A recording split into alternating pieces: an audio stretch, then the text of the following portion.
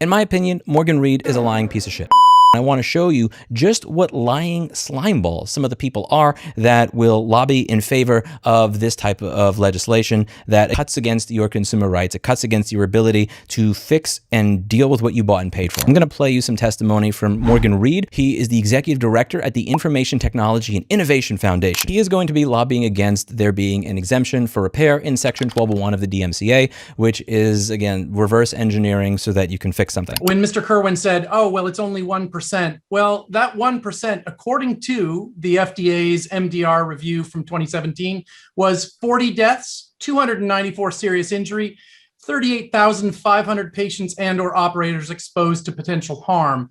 So when one says 1%, oh, gee, it's not that many, it's actually a lot. Let's read the actual report itself and see what it says. The current available objective evidence is not sufficient to conclude whether or not there is a widespread public health concern related to servicing, including by third-party servicers of medical devices that would justify imposing additional or different burdensome regulatory requirements. Rather, the objective evidence indicates that many OEMs and third-party entities provide high-quality, safe, and effective servicing of medical devices. The continued availability of third-party entities to service and repair medical devices is critical to the functioning of the healthcare system. Of the death reports that he's talking about, of those 40 deaths, only 3 contain sufficient information to definitively conclude that servicing caused or contributed to the death. So over 25 years, 1 patient has died as a result of independent repair in a hospital.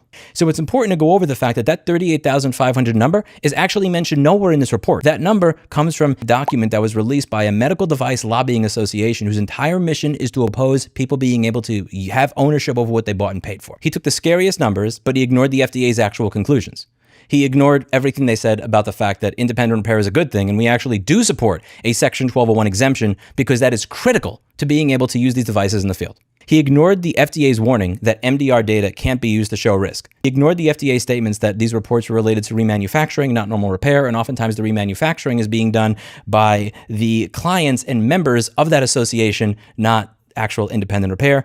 And he ignored that 2 of the 3 confirmed deaths were workers, not patients. That's it for today. And as always, I hope you learned something. I'll see you in the next video. Bye now.